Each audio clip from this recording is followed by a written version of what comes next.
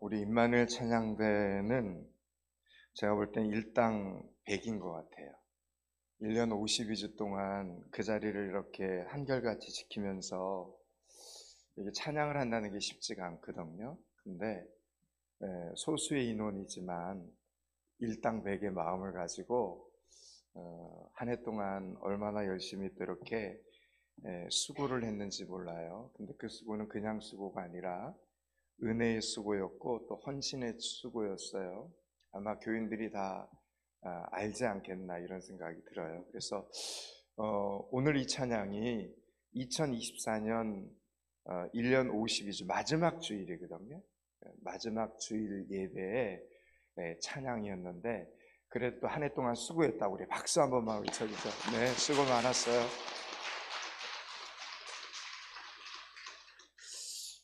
2025년이 되면 이제 누구나 받는 선물이 있습니다.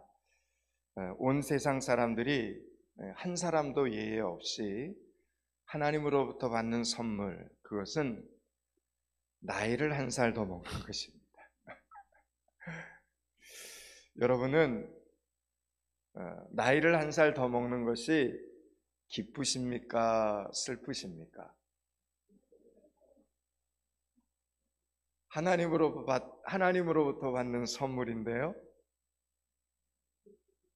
하나님으로부터 받는 선물이니까 하나님께서는 절대로 나쁜 것을 선물로 주실 리가 없으니까 나이를 한 살 더 먹는 것은 그래도 좋은 것이 분명합니다. 여러분 믿으셔야 됩니다. 1920년도에 평안남도 대동에서 태어나서 올해 104세인 김형석 할아버지가 쓴 100세의 철학자의 행복론이라는 이 행복론이라는 수필집이 있습니다. 이 책인데요. 이 책 내용에 보면 청년의 시절에는 이 세상에서 가장 강한 것이 정의인 줄 알았다고 합니다. 정의. 불의를 못 참는 거죠.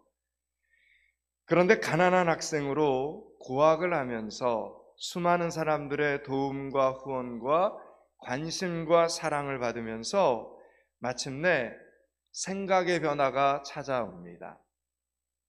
나를 위해서 사랑을 베풀어준 여러 사람들이 정의로움만 따졌다면 나는 이 시련과 어려움을 극복하지 못했을 것인데 사랑이 나를 구출해 주었습니다 라고 고백을 합니다.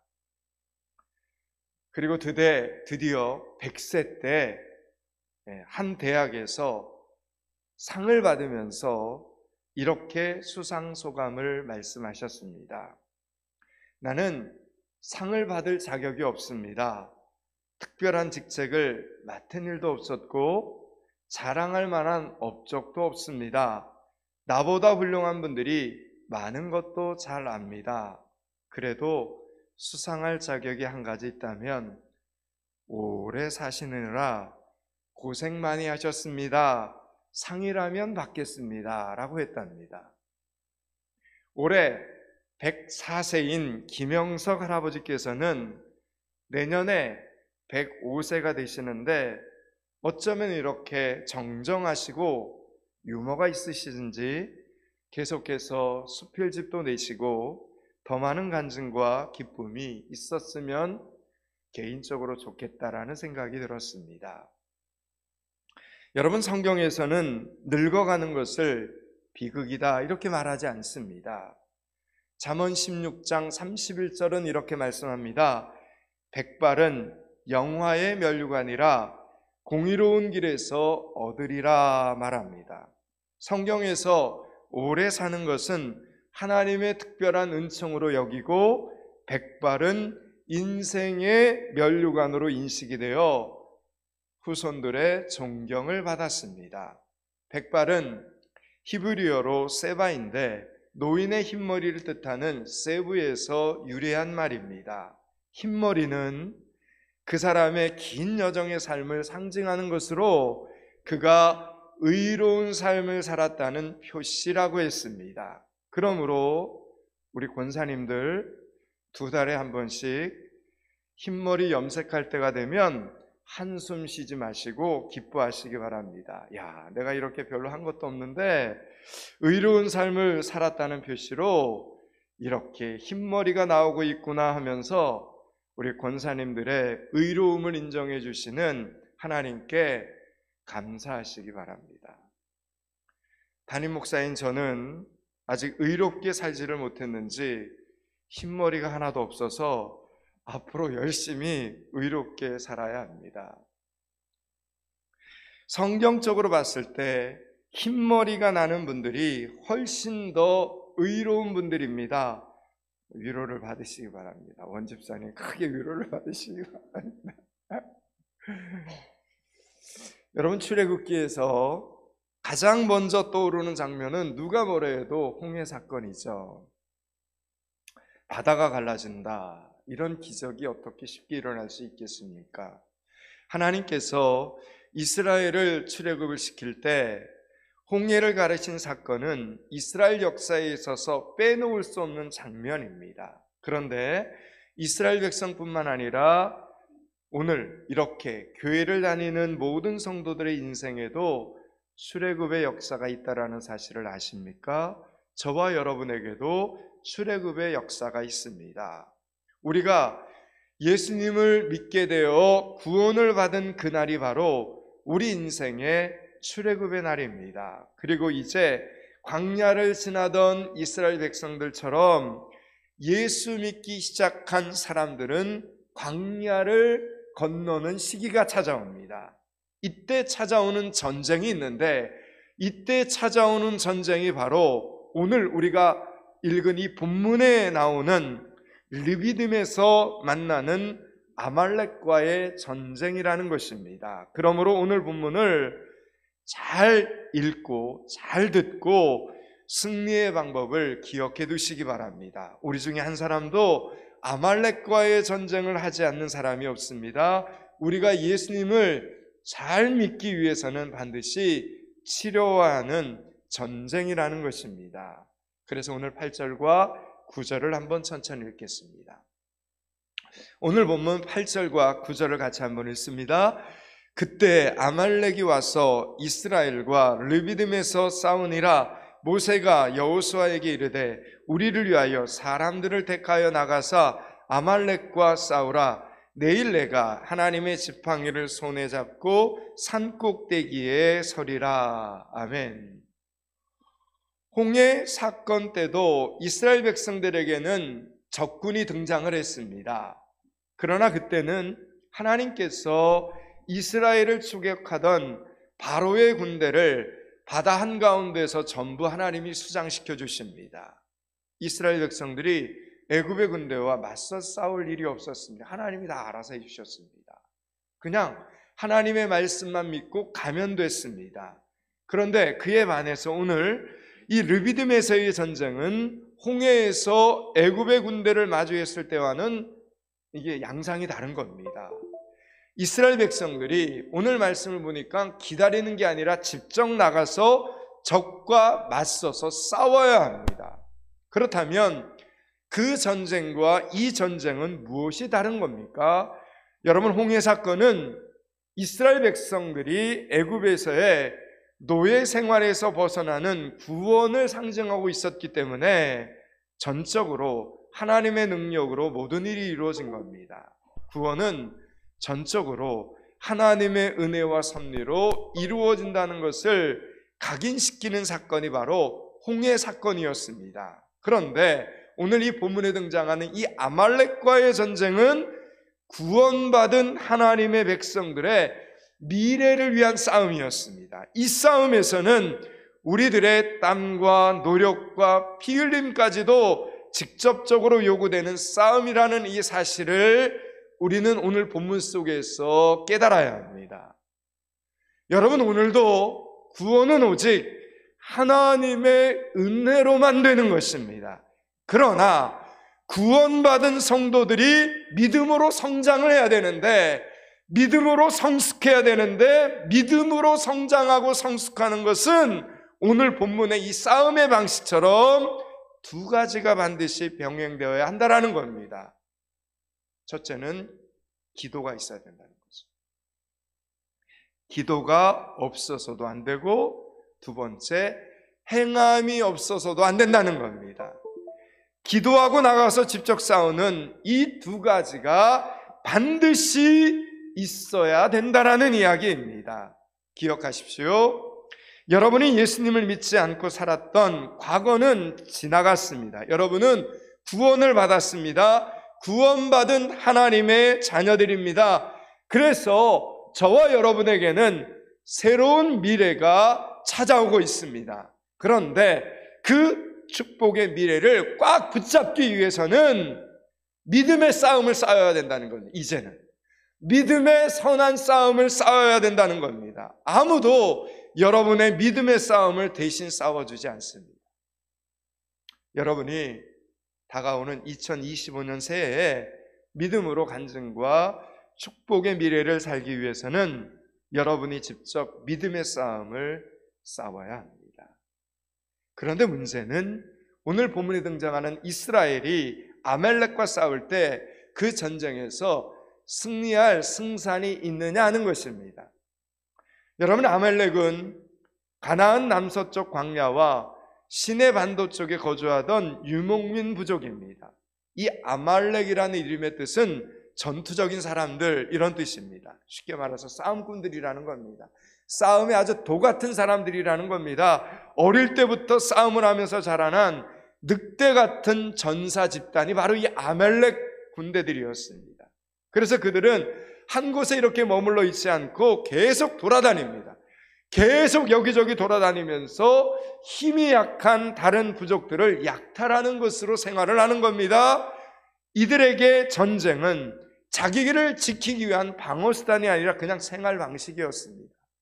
남들처럼 어디 정착을 해서 농사를 짓지도 않고, 그리고 남들처럼 가축을 기르지도 않고 항상 남의 것을 빼앗아서 살아가는 것이 그들의 일상이었다라는 이야기입니다. 그런데 아말렉은 에서의 후예들입니다. 여러분, 이스라엘 백성들은 야곱의 후손들이니까 따지고 보면 전혀 남이 아닙니다. 이스라엘 백성들과 아말렉 족속은 멀기는 해도 친척지간입니다. 그런데 이 400년의 세월이 흐르는 동안 이 두 민족의 생활 방식이나 습관이 완전히 달라졌다는 겁니다. 이스라엘 백성들은 400년 애굽에서 노예 생활을 하다가 2달 전에 지금 이 광야에 왔고, 아말렉은 약탈하는 족속으로 이 지역에서 쭉 살아온 겁니다. 이 지역의 지형과 기후를 너무나 잘 알고 있습니다. 그렇다면 여러분, 이 두 민족이 싸우면 누가 이기겠습니까? 이 싸움은 결안으로 바위치기와도 비교되지 않을 만큼 절대적으로 이스라엘이 백전백패하는 싸움입니다. 이 뻔한 결론을 모세는 누구보다도 잘 알고 있었습니다. 이 싸움에서 이스라엘이 이길 수 있는 방법은 현실적으로 없다라는 것을 모세는 너무나 잘 알고 있었습니다. 요세푸스의 유대 고대사에 의하면 모세가 애굽의 장군으로 이렇게 활동을 할 때 에티오피아의 전쟁에서 굉장히 중요한 역할을 했다, 이렇게 기록이 되어 있습니다. 그는 성공적인 전쟁을 주도하고 큰 승리를 이루었습니다. 이로 인해서 그 당시에 이집트 왕가에서 큰 신뢰를 받았다는 굉장히 구체적인 언급도 기록되어 있습니다. 그러니까 고대 제국의 전쟁에서 승리를 이끌었던 경험이 있는 모세가 이 전투의 불안함을, 그리고 이 불리함을 모를 리가 없었습니다. 그런데 오늘 본문을 통해 모세가 주도한 이 아말렉과의 전투에서 그가 택한 아주 특별한 전략을 우리는 확인할 수 있습니다. 그가 선택해서 싸우는 방식은 놀랍게도 오늘 말씀을 보니까 산 위에 올라가 서는 일이었습니다. 오늘 본문 9절과 10절을 한번 보겠습니다. 9절 10절을 같이 읽습니다. 모세가 여호수아에게 이르되 우리를 위하여 사람들을 택하여 나가서 아말렉과 싸우라. 내일 내가 하나님의 지팡이를 손에 들고 잡고 산 꼭대기에 서리라. 여호수아가 모세의 말대로 행하여 아말렉과 싸우고 모세와 아론과 홀은 산 꼭대기에 올라가서. 아멘. 여러분, 모세가 갑자기 산 꼭대기에 올라가겠다라고 말을 합니다. 여러분, 모세는 지금 200만 이스라엘 백성 중에 유일한 전쟁 경험자입니다. 지금 모세가 이 전투를 진두지휘에도 모자를 판에 산에 올라가겠다고 하니까 마치 안전지대로 혼자 도망이라도 가는 것은 아닌가 생각이 들 수도 있는 상황입니다. 그러나 모세는 사실 지금 그냥 도망간 것보다 훨씬 더 말도 안 되는 행동을 하고 있습니다. 어느 누가 여러분 전쟁 중에 여러분 수장의 존재를 적에게 이렇게 보란 듯이 노출시키는 작전을 쓰겠습니까? 높은 곳에 올라가 전투 지휘관이 노출되는 것은 사실 여러분 전쟁의 기술상 매우 위험한 상태입니다. 산기슭으로 올라오는 적군들에게 가장 포위되기 쉬운 상황입니다. 그런데 모세는 오늘 말씀을 보니까 가장 위험한 순간에 산 위에 오릅니다. 산 위에 우뚝 서서 모든 백성들이, 모든 사람들이 자신을 보게 하는 것입니다. 이것이 바로 모세가 택한 싸움의 방식이었다는 겁니다.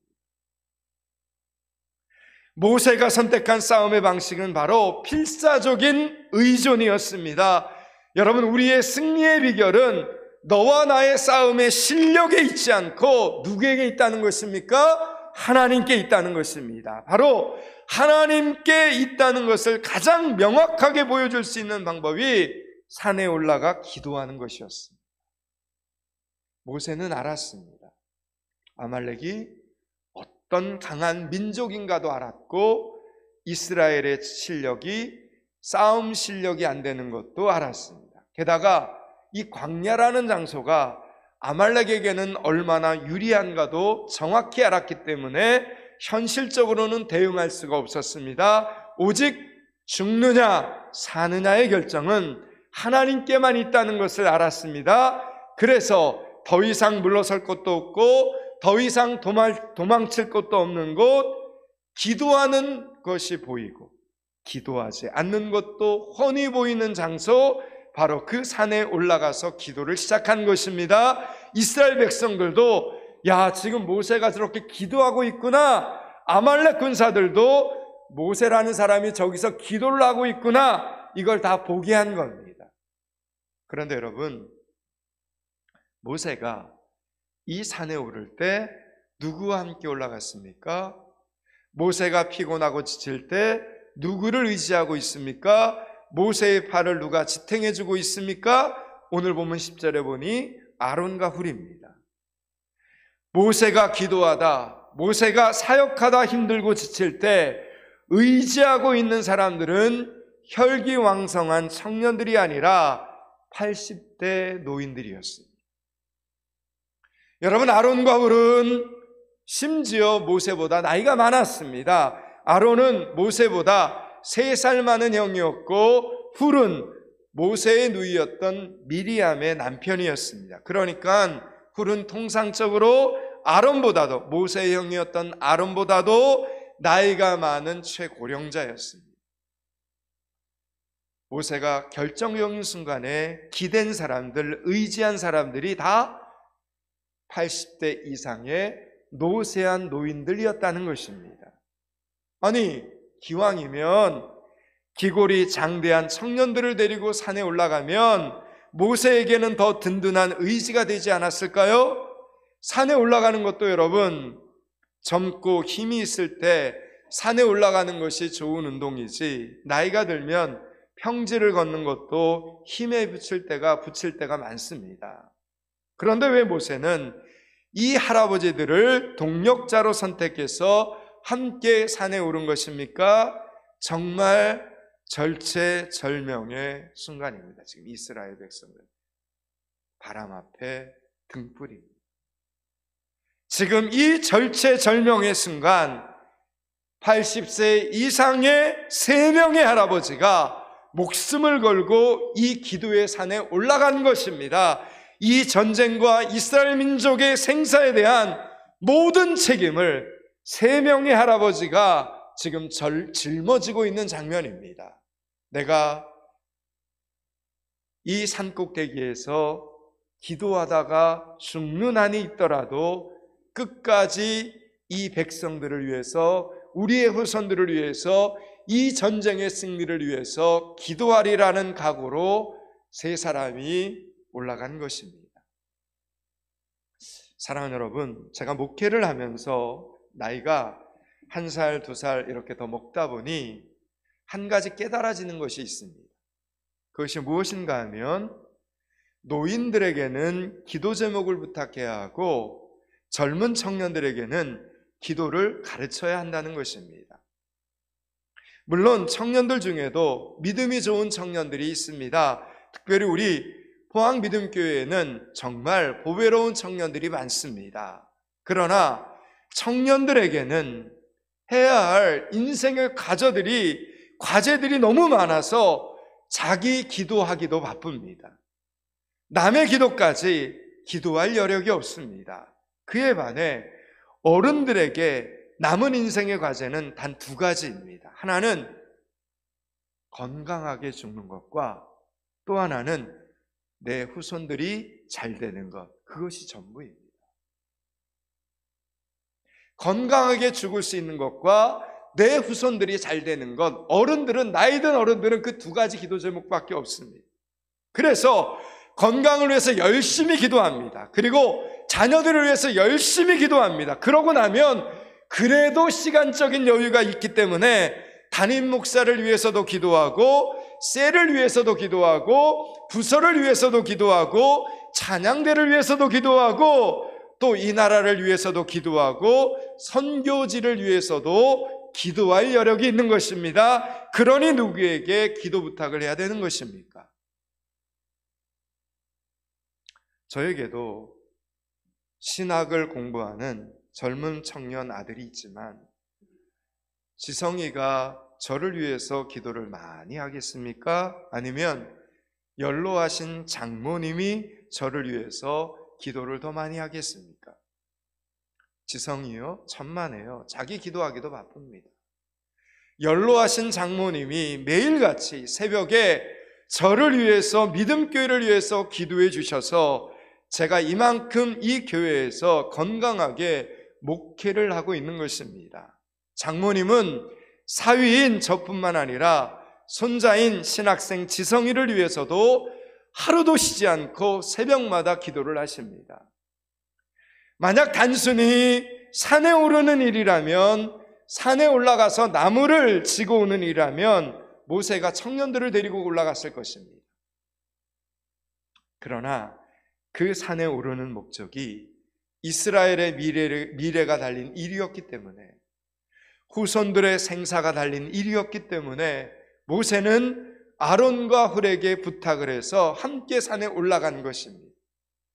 여러분, 인생살이에는 청년들과 함께 해야 할 일이 있는가 하면 나이든 어른들과 은퇴한 분들과 함께 해야 할 일들이 있습니다. 청년들에게는 기도를 가르치는 일을 해야 하고, 나이든 어른들에게는 기도 제목을 부탁하는 일을 해야 합니다. 여러분, 그것이 인생의 지혜입니다. 그것이 하나님께서 담임 목사에게 주신 지혜요, 담임 목사의 마음이라는 것입니다.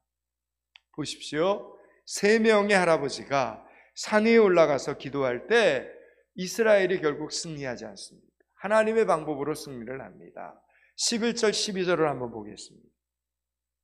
11절 12절을 같이 읽습니다. 모세가 손을 들면 이스라엘이 이기고 손을 내리면 아멜렉이 이기더니 모세의 팔이 피곤하매 그들이 돌을 가져다가 모세의 아래에 놓아 그가 그 위에 앉게 하고 아론과 훌이 한 사람은 이쪽에서 한 사람은 저쪽에서 모세의 손을 붙들어 올렸더니 그 손이 해가 지도록 내려오지 아니한지라. 아멘. 여러분, 그 중에 한 명이라도 지쳐서 손이 내려가면 아말렉이 좋아했습니다. 이스라엘에서는 하늘을 향해 손을 올린다는 것은 기도를 한다는 뜻이었고, 손을 내린다는 것은 기도를 멈춘다는 뜻입니다. 그러므로 3명 중에 1명이라도 지쳐서 손이 내려가면 그쪽으로 모세의 손이 내려가고 이스라엘 대신 아말렉이 이 전쟁에서 이기는 싸움인 겁니다. 그러니 이 사실을 이스라엘 백성들만 알게 되는 것이 아니라 아말렉도 계속해서 눈치를 채게 된다면 3명의 할아버지를 향해서 적들이 공격해 오지 않겠습니까? 산꼭대기는 더 이상 도망칠 것도 피할 것도 없는 장소입니다. 지금 이 3명은 가장 연장자로서 스스로 벼랑 끝에 서는 위험을 감수하고 있는 것입니다. 자신들의 안전을 포기하고 마지막 힘까지 짜내서 어른으로서의 마지막 사명과 책임을 감당하고 있는 장면입니다. 그렇습니다, 여러분. 가정마다, 교회마다 이런 어른들이 계셔야 합니다. 아니, 이런 어른들이 계셨기에 우리의 가정이 지켜진 것이고 우리 포항믿음교회가 여기까지 인도하심을 받은 줄로 믿으시기를 바랍니다. 이제 말씀을 마치려고 합니다. 사랑하는 여러분, 포항믿음교회 담임 목사로서 앞으로도 여러분에게 부탁을 드립니다. 2025년 포항믿음교회를 향해 하나님이 보여주시는 계시와 비전이 너무 커서 연약한 저는 혼자서 감당하기가 어렵습니다. 부디 기도의 손을 함께 올려주시기를 바랍니다. 젊은이들에게는 기도를 훈련시켜야 하고 중학생들, 고등학생들에게는 많이 먹이면서 복음을 전해주어야 합니다. 그렇다면 교회의 사역을 위해서는 누가 기도해 주실 수 있겠습니까? 먼저 믿은 여러분들입니다. 먼저 사명을 받은 여러분들입니다. 기도할 줄 아는 여러분이, 기도할 줄 아는 어른들이, 기도할 줄 아는 권사님들이, 기도할 줄 아는 장로님들이, 기도할 줄 아는 피택 장로님들이 영적 전쟁에서 지지 마시고 시험에 들지 마시고 저와 함께 산꼭대기에 서서 이 기도의 사명을 잘 감당해 주시기를 간절히 부탁드립니다. 그래서 올해보다 더 놀라운 선물을 준비하신 하나님 앞에 그만한 그릇이 되어 놀라운 성장과 놀라운 성숙과 놀라운 부흥과 놀라운 회복과 놀라운 기적을 만들어가는 포항 믿음교회가 될 수 있기를 주님의 이름으로 축원합니다. 기도하겠습니다. 하나님, 성도들의 가정 안에, 교회 안에 기도로 사명을 감당하는 어른들이 많아지게 하여 주시옵소서. 기도의 손을 높이 드는 어른들이 많아지게 하여 주시옵소서. 예수 그리스도 이름을 받들어 기도드리옵나이다. 아멘.